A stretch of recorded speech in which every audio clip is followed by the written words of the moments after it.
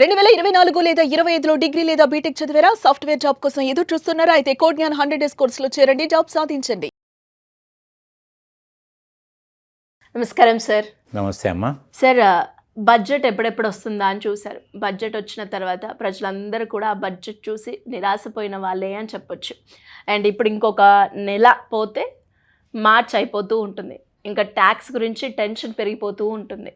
And ఇప్పుడు మనం మాట్లాడుకుంటే ఓల్డ్ ట్యాక్స్ అలాగే న్యూ ట్యాక్స్ ఇవి రెండు మనం చూస్తున్నాం. ఇవి రెండిట్లో ఏది బెటర్ అంటారు సార్? ఇప్పుడు టెన్షన్ అనే పదానికి మనం మాట్లాడుకుంటే అసలు టెన్షన్ ఇప్పుడు స్టార్ట్ అవటం ఏంటమ్మా? టెన్షను అసలు ఎప్పుడైతే మీకు మార్చ్ అయిపోయిందో ఏప్రిల్ నుంచి మళ్ళీ కొత్త ట్యాక్స్ విధానం స్టార్ట్ అయిపోద్ది. అంటే ఆ సంవత్సరానికి ట్యాక్స్ కట్ చేస్తారు. ఎందుకంటే ఎక్కడైతే మీరు ఉద్యోగం చేస్తున్నారో అక్కడ మీరు ఆటోమేటిక్గా మీ శాలరీలోంచి కట్ చేసుకుంటూ పోతారు. ఆ రోజునే ప్లాన్ చేయాలి. ఇది ఫస్ట్ డే ఇట్ సెల్ఫ్. ఎందుకంటే నాకు ఈ సంవత్సరంలో ఎంత ఇన్కమ్ వస్తుంది, దీంట్లో ఇంక్రిమెంట్స్ రావచ్చు, రకరకాలుగా ఉండొచ్చు. ఒక ఎస్టిమేటెడ్ ఇన్కమ్ అయితే ఉంటుంది కదా. దాంట్లో నేను అదనంగా ఇప్పుడు పెట్టుకున్న ఖర్చులు కాకుండా అదనంగా నా కుటుంబాన్ని గురించి కానీ లేకపోతే నా సేవింగ్స్ విషయంలో కానీ ఇంకేదైనా నేను ఖర్చు పెట్టాల్సిన అవసరం ఉందా అనేది ఒక ఎస్టిమేటెడ్ ఫిగర్ వేసుకుంటే మీ ట్యాక్స్ లయబిలిటీ అర్థం అవుతుంది. ట్యాక్స్ లయబిలిటీ అర్థమైనప్పుడు మీకు ఇప్పుడు కొత్త విధానం ప్రకారం ఎలా ఉందమ్మా? దీంట్లో 2 ట్యాక్స్ విధానాలు మీరు అడిగినట్టుగా 2 ట్యాక్స్ విధానాలు ఉన్నాయి. Old tax and new tax. Old tax అనేది ఎప్పటి నుంచో వస్తున్న విధానం, ఎలా కొత్తగా అది రాలేదు. కానీ న్యూ ట్యాక్స్ విధానం అనేది 2020లో స్టార్ట్ అయిందమ్మా. 20లో స్టార్ట్ అయ్యి మీకు దాన్ని అమలుపరచడం జరిగింది. కానీ న్యూ ట్యాక్స్ విధానంలో ఎలా ఉంటుందంటేనేమో ట్యాక్స్ స్లాబులు ఎక్కువ ఉంటాయి, ట్యాక్స్ రేట్లు తక్కువ ఉంటాయి. ఓల్డ్ ట్యాక్స్ విధానంలో 3 ట్యాక్స్లు ఉంటాయమ్మా. మొదట్లో 10, 20, 30 ఉండేదమ్మా. తర్వాత ఏం చేశారంటే 5, 20, 30 పెట్టారు. అంటే మధ్యలో 10 ఎగిరిపోయింది. మళ్ళీ 5 నుంచి ఎగ్జాంపుల్ 20లోకి వెళ్ళిపోయింది. ఆ విధంగా అక్కడ 3 స్లాబులే ఉన్నాయి. తర్వాత దాంట్లో 2,50,000 రూపాయలు గనక మీకు ఇన్కమ్ దాటితే మీరు ట్యాక్స్ కట్టాలి. నెట్ ఇన్కమ్ మీకు 2,50,000 రూపాయలు ఎప్పుడైతే దాటుతుందో మీరు ట్యాక్స్ కట్టాలి. దీంట్లో ఆ విధానం లేదు. దీంట్లో ఏంటంటే ఇప్పుడు ప్రస్తుతం ఉన్న దాంట్లో 4 లక్షల రూపాయలు దాటితే మీరు ట్యాక్స్ లెవెల్లోకి వస్తారు. అక్కడేమో 2.5 లక్ష. ఆ 2.5 లక్ష చాలా కాలం నుంచి ఉంది. ఇలా మార్పులు ఏం చేయలేదు. మొన్న బడ్జెట్లో కూడా ఏం మార్పు ఆశించారు కానీ ఆ మార్పులు జరగల. సో 2.5 లక్ష అక్కడే ఉంది. ఇది 4 లక్షల రూపాయల వరకు. కానీ వీళ్ళు ఏం చేశారంటే ఇవన్నీ మీకు చాలా దాదాపు ఏంటంటే ఓల్డ్ ట్యాక్స్ విధానంలో దాదాపు డిడక్షన్స్ అయితే ఎగ్జంప్షన్స్ అయితే దాదాపు 50 ఐటమ్స్ ఉన్నాయి. 50 ఐటమ్స్ ఉన్నాయి. ఈ 50 ఐటమ్స్ని చదివిన వాళ్ళు లేరు, దాన్ని అర్థం చేసుకున్న వాళ్ళు లేరు. కాబట్టి ఏమవుతుందంటే ఏదో ఒక సేవింగ్ చేస్తే ఇన్కమ్ ట్యాక్స్ తగ్గుద్దట, ఇంకోటి ఏదో తగ్గుద్దని ఉంటున్నారు తప్ప అసలు విషయాలు మర్చిపోయి ఏదో తూతూ మంత్రం చేస్తున్నారు. ఈ మధ్యన కొత్త వరవడి ఏంటంటే ఏదో విధంగా మనం కట్టిన ట్యాక్స్ మనం వాపసు తీసుకోవచ్చని దాంతో ఒక 5-6 సంవత్సరాల నుంచి ఈ ఫేక్ రిఫండ్స్ తీసుకోవడం మొదలుపెట్టారు. అది పీకులు పట్టుకుంటుంది పరిస్థితి ఉంది. కాబట్టి ఏంటంటే ఇప్పుడు విధానం మార్పులో మీరు చేయాల్సింది ఏంటంటే ముందు మీరు ఏది నాకు ట్యాక్స్ తక్కువ పడుతుంది. గవర్నమెంట్ ఏమంటుందంటే మేము ఇచ్చిన వెసులుబాట్లన్నీ వాడుకోండి, అన్ని రకాలుగా వాడుకోండి, మాకు ₹10 కట్టకపోయినా మేమేమి అనుకోం. ఒక పౌరుడిగా మీ కంట్రిబ్యూషన్ నిల్లున్నా పర్వాలేదు, కానీ మీరు ఎంజాయ్ చేయాలి. ఒక కుటుంబ పెద్దదిగా నేను మాట్లాడుతున్నానని ధోరణి సెంట్రల్ గవర్నమెంట్కి ఉంది. కానీ మనం అన్నీ వాడుకోకుండా తప్పుడు విధానంలో వెళ్ళటం వల్ల మళ్ళీ ఇరుక్కుపోతున్నాం మనం. కానీ మనం అవన్నీ క్యాల్కులేటివ్గా చేసుకుంటే సరే మనకి ఏ ట్యాక్స్ పడుతుందంటే నిరందిగా ఉండొచ్చు, ఉన్నది ఉన్నట్టే మెయింటైన్ చేయొచ్చు. ట్యాక్స్ పడుతుందంటే ఈ ట్యాక్స్ నుంచి నేను లీగల్గా అవాయిడ్ చేయడానికి మార్గాలు ఏదైనా అన్వేషిస్తే ఖచ్చితంగా మార్గాలు. ఎందుకంటే 50 రకాల డిడక్షన్స్ ఎగ్జంప్షన్స్ ఉన్నప్పుడు 50లో మనకు కొత్తది దొరకదా?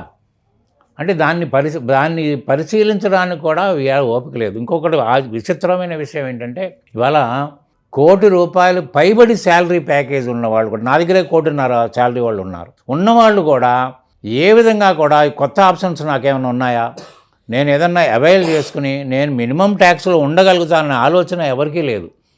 ఏదో తూతూ మంత్రంగా నాకు ట్యాక్స్ కడుతున్నారు, నాకు టీడీఎస్ అయిపోతుంది, దట్స్ మోర్ ఎనఫ్ అనుకుంటున్నాడు తప్ప ఏమీ లేదు. అన్నెసరీ సేవింగ్స్ కూడా చేస్తున్నారు. అసలు అవసరం లేని సేవింగ్స్ చేసుకుంటూ పోతున్నారు. ఆ సేవింగ్స్ కట్టలేక బరువు పెంచుకుంటున్నారు.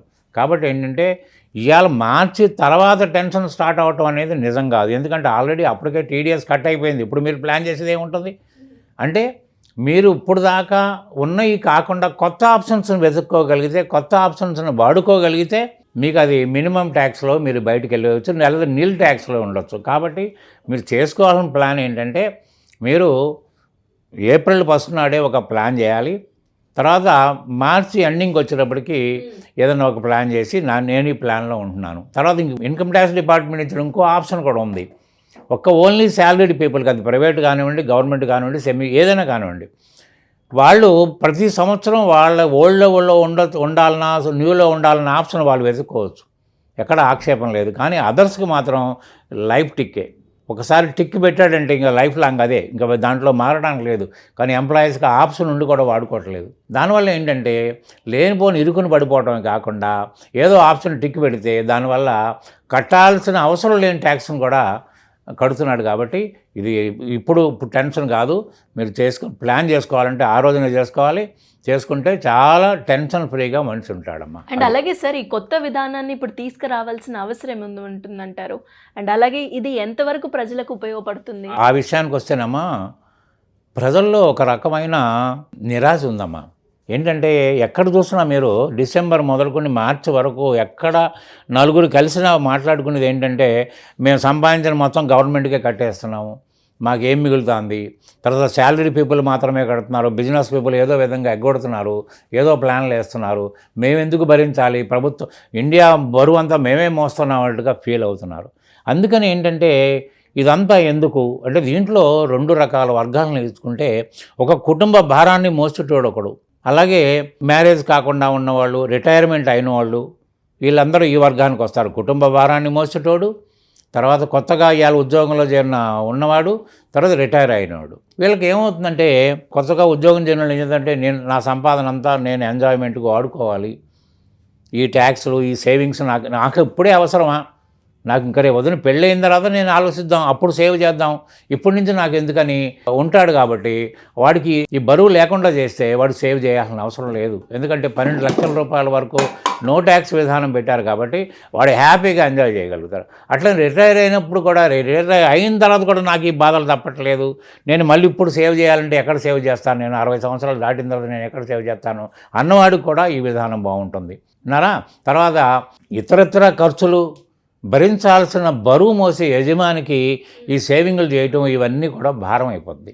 కాబట్టి ఏంటంటే, నా ఇన్కమ్ ఇంత ఉంది, ఇన్కమ్ ఉంది కాబట్టి నేను సేవ్ చేయకపోయినా కూడా నేను ట్యాక్స్ భారం నేను భరించక్కర్లేదని ఉద్దేశంతో ఈ కోరికలు తీర్చడం కోసమే గవర్నమెంట్ ఈ విధానాన్ని అమలుపరిచింది.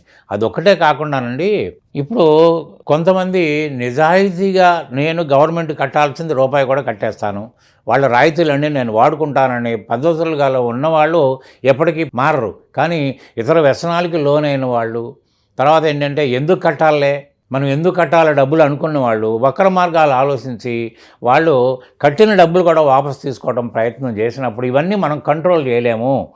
ఎంతమందిని కంట్రోల్ చేయగలుగుతాము ఇన్ని కోట్ల మందిలో అనుకునే ఉద్దేశంతో లాభం లేదనుకుని ఇవాళ న్యూ ట్యాక్స్ విధానం పెట్టి, న్యూ ట్యాక్స్ విధానంలో అసలు డిడక్షన్స్ ఉండవమ్మా.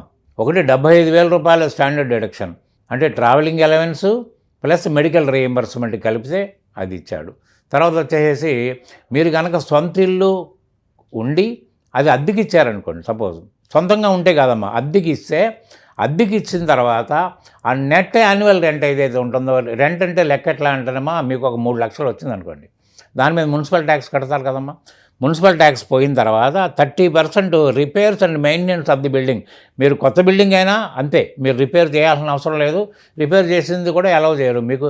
స్టాండర్డ్ డిడక్షన్ ఇది కూడా 30% పోయిన తర్వాత ఈ ఎంతైతే నెట్ యాన్యువల్ ఇన్కమ్ ఉంటుందో ఏది హౌస్ ప్రాపర్టీ మీద అంతవరకు మీరు కట్టిన బ్యాంకు వడ్డీ దీంట్లో మాఫీ అయిపోద్దమ్మా. ఇప్పుడు దాంట్లో నేను రాసింది ఏంటంటే 3 లక్షల రూపాయలు రెంటల్ ఇన్కమ్ అన్నాను నారా, దానికి నేను ఆ 3 లక్షల రూపాయలకి 2 లక్షల రూపాయలు ఇంట్రెస్ట్ కడుతున్నాను, మాఫీ అయిపోయింది. ఎంత అయితే ఉంటుందో అంత మాఫీ అయిపోతుంది. తర్వాత ఎఫ్డిఆర్లు చేస్తాం, ఎఫ్డిఆర్ ఇంట్రెస్ట్లు కానివ్వండి, లేకపోతే ఇతర ఇంట్రెస్ట్లు కానీ ఇవన్నీ దాంట్లో కలిసిపోతాయి. ఇవన్నీ కలిసి కూడా నాకు ట్యాక్స్ పడలేదనే ఇదిగా ఉండటానికి ఈ వెసులుబాటు కల్పించారు. న్యూ ట్యాక్స్ రిజిమ్లో ఓన్లీ 3 డిడక్షన్స్ ఉంటాయమ్మా. ఓల్డ్ ట్యాక్స్ రిజిమ్లో దాదాపు 50 రకాలు ఉంటాయి. 50 రకాల్లో వినియోగించే వాళ్ళు చాలా తక్కువ మంది అమ్మ. అది కనుక వాడుకోగలిగితే ఇది అంతకి న్యూ ట్యాక్స్ విధానం అమలు జరిపిన కారణం అయితే నాకు తెలిసినంత వరకు చెప్పగలిగింది అదొకటేనమ్మా. Anyways thank you sir. ఇంకా ఎవరికైనా కూడా దీనికి సంబంధించి ఎలాంటి ఇన్ఫర్మేషన్ కావాలి, తెలుసుకోవాలి అనుకునే వాళ్ళు ఎలా మిమ్మల్ని అప్రోచ్ అయ్యే ఛాన్స్ ఉందంటారు? ఖచ్చితంగానమ్మా. ఎందుకంటే ఎంత తెలిసినా కూడా ఇంకా తెలియాల్సిన విషయాలు చాలా ఉంటాయి కాబట్టి మీరు ఎటువంటి సందేహం ఉన్నా, ఎటువంటి ప్రాబ్లం ఫేస్ చేస్తున్నా మీరు ట్యాక్స్ విధానంలో ఇప్పుడు కూడా మించిపోయింది లేదు. మీరు నన్ను కన్సల్ట్ చేయొచ్చు. కన్సల్ట్ చేస్తే మీకు తగిన వెసులుబాటు కల్పించే ఉపాయం నేను చెప్తానని ఈ ఛానల్ పరంగా నేను చెప్తాను. Thank you sir. Thank you so much. Thank you very much. అవునమ్మా.